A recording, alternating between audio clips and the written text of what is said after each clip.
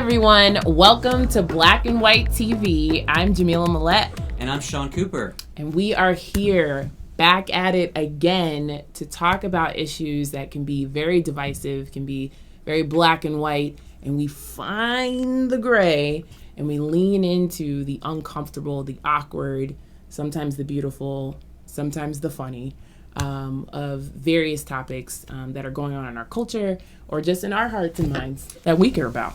Yeah, exactly. It's so often the lens at which we view the world that affects how we make judgments on things, how we react to things. I mean, some of us don't have lenses on our own glasses. What's up with that?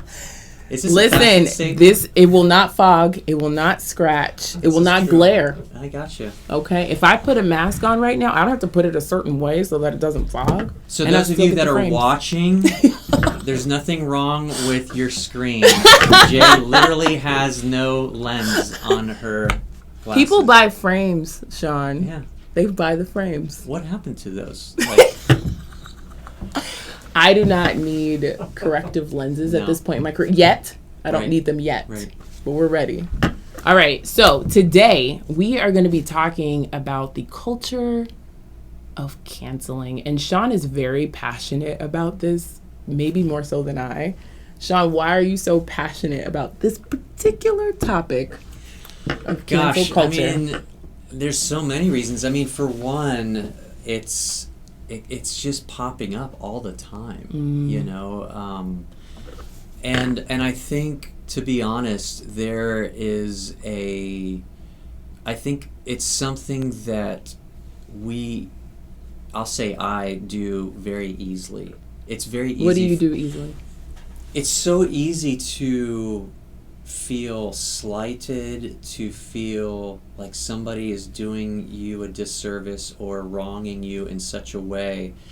And in my, the human side of me, that's just so easy, is to become passive aggressive. Okay. To block somebody out, cancel somebody out, stop noticing someone, stop doing something nice for someone. Those are all on a much personal level. We'll talk about some of the corporate stuff that's happening in our country, but it's just so easy to cancel people. And I mean, honestly, like you and I were talking about this before, cancel culture's, it's a new phrase, but it's not new in terms of what humans have been doing to each other for a long time. What do you mean?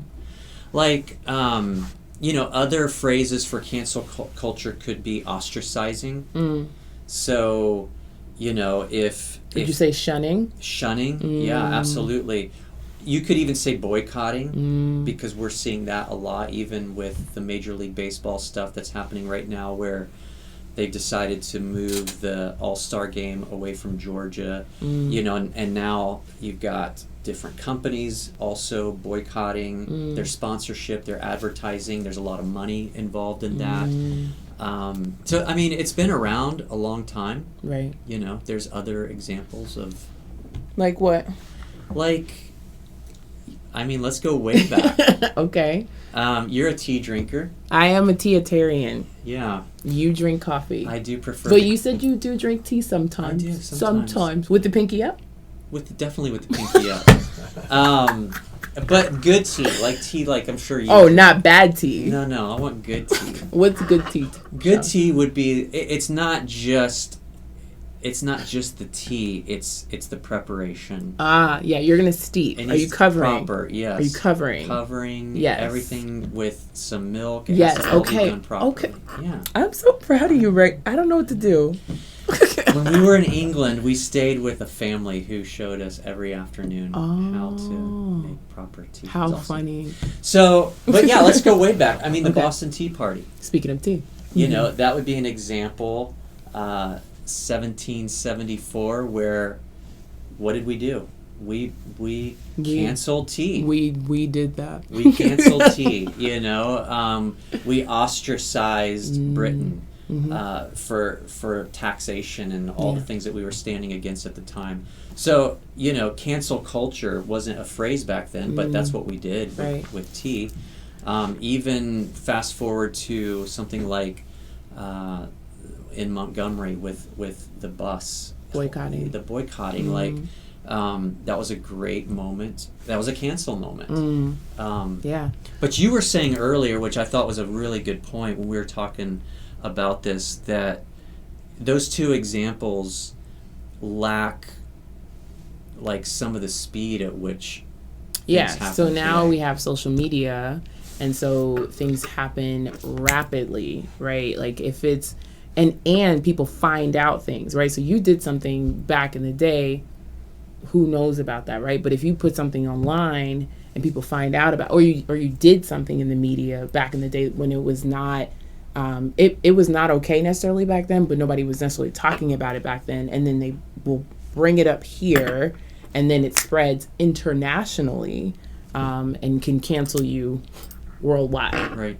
literally. Yeah. Right. And imagine, you get, like, let's say you got canceled and you were like a regular Joe Schmo, right? But now I can go on the internet and just Google your name, and I know the things that have come up based on that one thing that you did. It reminds me of people who do something that lands them in jail or prison. And let's say they serve their time in jail or prison, they come out, they still have to serve time because now they're wearing a scarlet letter.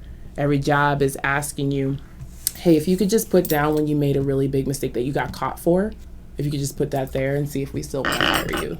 And I think that's what's happening with cancel culture. Like, I get where it comes from as far as like saying you did this, that was messed up, it's deeply not okay. But there's this part where you don't get to have redemption. It's just straight up, you're done. Yeah. I mean, when I talk to my friends about this, so my friendships, we're not all politically on the same side of things, and some of my favorite conversations are actually with friends who we think different politically.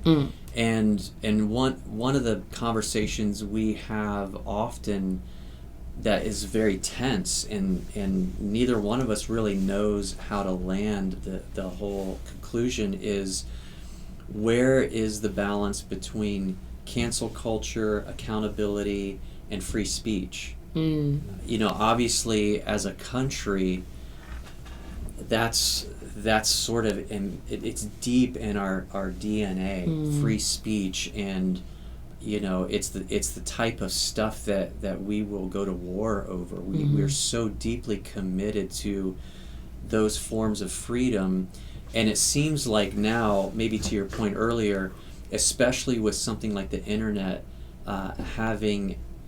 it gives everybody instant voice, instant access to the world, and you create enough traction, you can get your voice, you make things loud enough, you can be heard. And so I'm curious, like, how do you feel about that tension between, we're a free country, everyone has the right to say whatever they want to say, why should we penalize people and essentially hurt people economically, or their status, or their name? Where's the line between freedom of speech and cancel culture and accountability? Yeah, I don't know if I can say what necessarily the line is. I just think free speech comes with responsibility, especially whatever your platform is, or you want it to be, or whatever the case is. I also get that to some degree this is coming from a place of, like, back in the day, somebody does something, they apologize, somehow a spiritual advisor appears, a pastor appears who was not there before, like looking at their body of work or how they're living. But because they have this and they're wearing a suit, or they're put together, we should be like, okay, you're good. But it seems very rehearsed. It feels very inauthentic, and so the part where you get accountability is to say, like, this is not okay. Can you own up to this? That's another piece that not everyone's doing, right? Like, some people are like, well, I didn't mean for it to come off like that, so whatever, like that kind of stuff. And again, the part of your the various redemption processes would be that of like, can you own up to your stuff and can you do the work to get to the other side of whatever the it is? Like, do you recognize, because a lot of this stems from hurt, like people are hurt by these things. Again, from our previous discussions, it leads to anger, right? Or I'm afraid that if you get away with this, this will continue. I feel like I'm about to go on a rant, but like, it's kind of like, so when a cop who assaults an innocent person of color or kills an innocent person of color goes on probation or gets fired, it doesn't actually address the issue. If a Karen is then fired from her job, it didn't actually address the issue. It doesn't resolve. It doesn't speak to necessarily that person's community.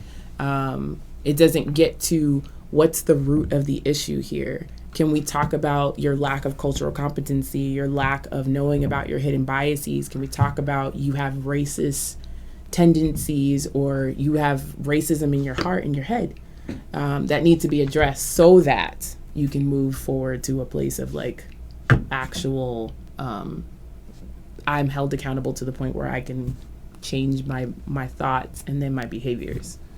That's really good. Yeah, I mean, I feel like some of what I hear people concerned about is that cancel culture to them is something that the media then gets to use to control people's values, right? So for instance, if there's enough pressure in the media to be for something or against something, then it makes some people feel like it's a form of manipulation and control. And like, I literally had a friend who was saying to me recently, because I was saying to him, like, of course I'm for free speech.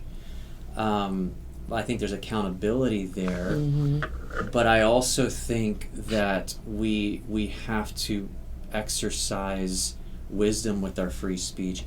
But what he pushed back on me instantly was, yeah, well, as long as the things that the media is putting pressure on our society to do or not do, as long as those fit your values, then you're okay. But what happens if they start pushing cancel culture and pressure on you? What if, like they were saying to me specifically, what if someone comes to you and says, Christians believe A, B, and C, that doesn't fit our agenda, and so now we're going to, in a sense, cancel your voice and your job, your influence, because you're not fitting the agenda of where we're going as a country. I mean, that happened with Chick-fil-A. Absolutely. Right? So, and it's still happening. Right. You know, where it's like based on this person's beliefs, and how it hurt so many people, then they're like, you're canceled. Right. Right. But and then there's other people who are like, we know that this is what people of this faith believe, and we're not mad at them because they believe that. We're just like, you just believe differently. Yeah. Right. Kind of a thing. But again, thinking about like how there's this hurt cycle, but people aren't engaging in conversation. People aren't necessarily engaging in, like, I see you, I hear you, I can honor you, I can humanize your story, or whatever it is. It's just straight up like, I don't like this about you, bye forever, we're done. Right. You know? So. Well, I think dehumanizing is definitely a big piece of this. You know, we were just using a faith example, but as you were talking about that, it made me think, just go back and think of the context of Germany and what was happening with Hitler and sort of the whole, I mean, what those wars represented. I mean, think about the Second World War. you think about the incredible, not just oppression, but the Nazis wanting to wipe out a whole ethnic group. That's a dehumanizing. That's an eliminating of voice. It's an elimination of a whole people group. And I think that to me feels like some of the things that's scary right now in our country is, on the one hand, I think sometimes it's easy to sort of jump to conclusions and think if we're not careful, we're going to end up alienating many people.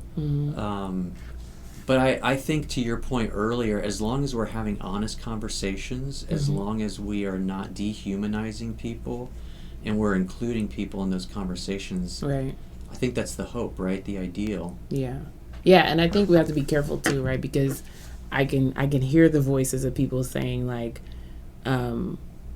you can turn this into like excusing someone from something, being like, we want to humanize this person, we want to make sure that they walk through this accountability, but it's like it might feel like a little slap on the wrist for something that is severe, like literally someone lost their life because of your ignorance.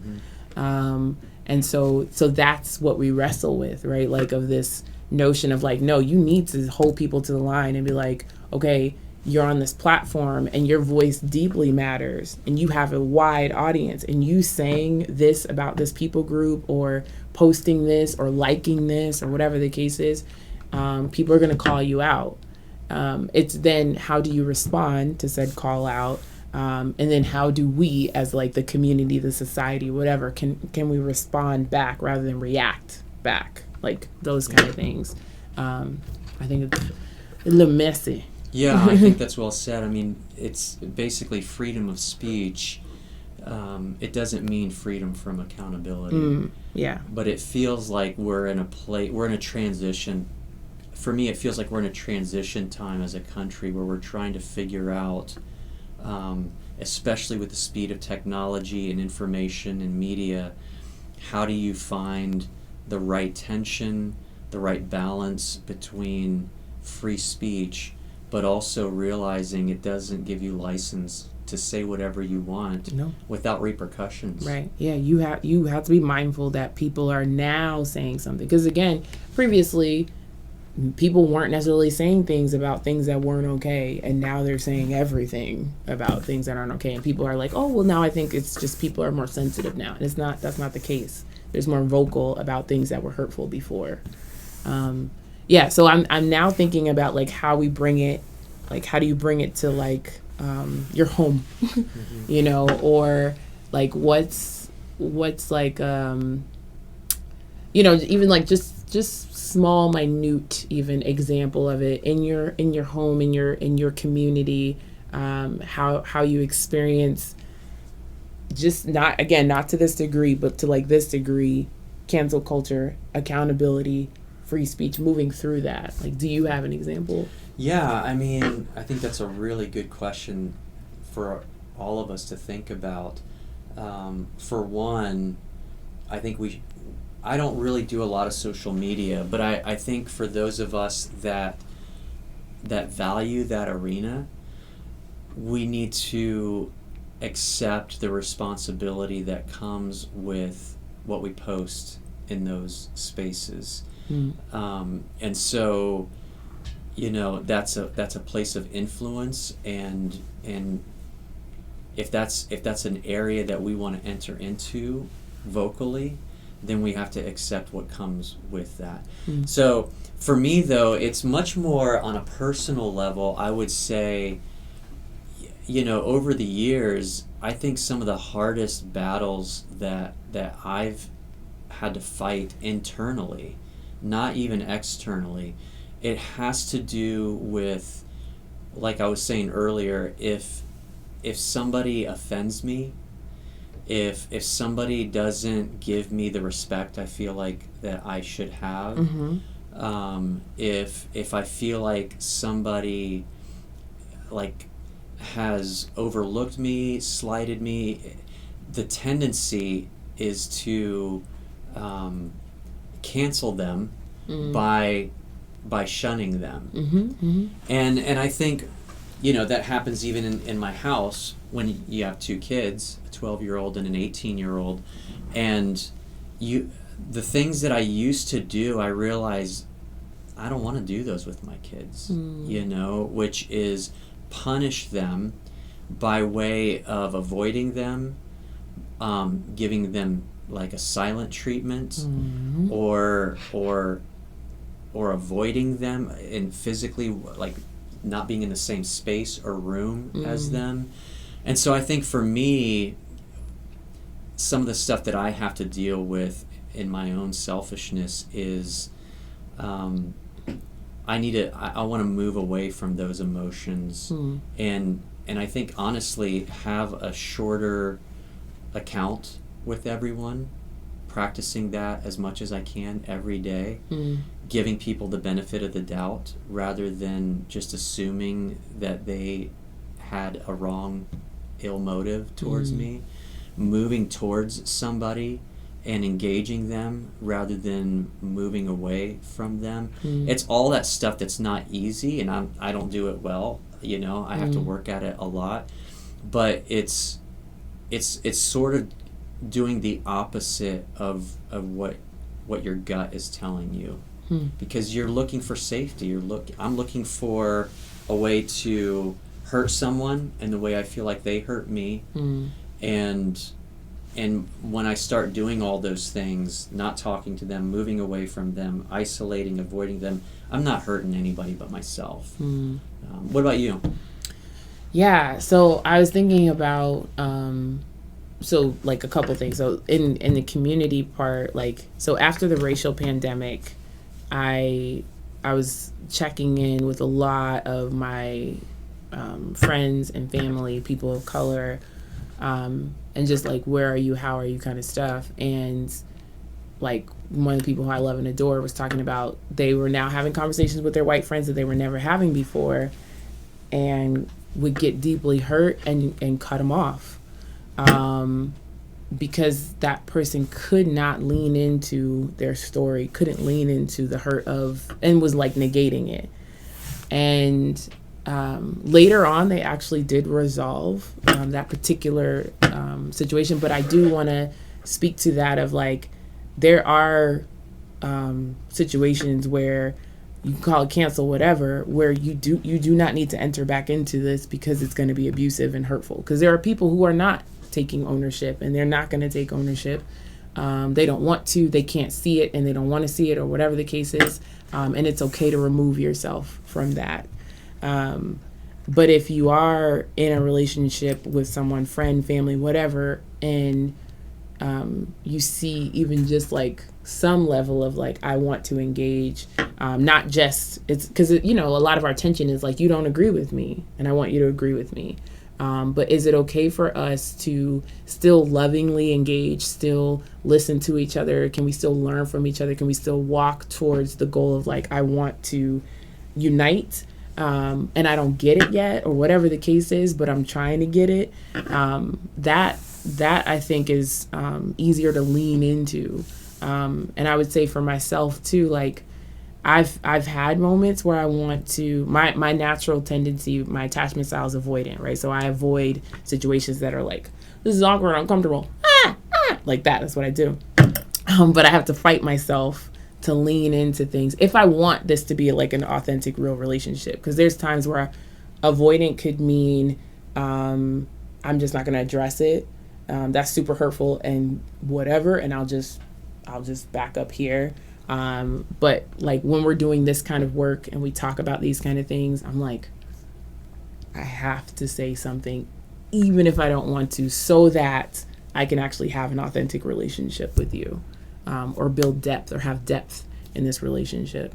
So that's how. Yeah, Jay, I think that's really good. I mean, you're making me think about a couple things. One, you almost have to establish that you're committing yourself to a higher ideal, that you're choosing to sacrifice some personal comfort for. Yeah. So, for instance, if somebody makes me mad enough in terms of our views are so different, of course, my tendency is going to be like, all right, let's part ways. You go your way, I go my way, and we're good.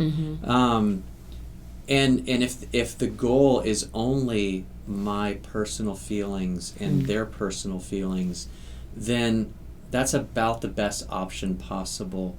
But in terms of what we're trying to accomplish, even with black and white TV, even conversations we've had about just how awful this last election was, the division that exists in our country, it doesn't matter where you are in the political spectrum, which news channel you go to, it's all just attacking each other constantly. Right. And so you basically are having to choose, is there a higher purpose and goal in this it's going to require some sacrifice. I was actually thinking, remember a couple years ago, you and I were in a group where we were talking with this group about how do you include people who think differently into your conversations, and then how do you know if you should eliminate that relationship? And we had gone with a group to speak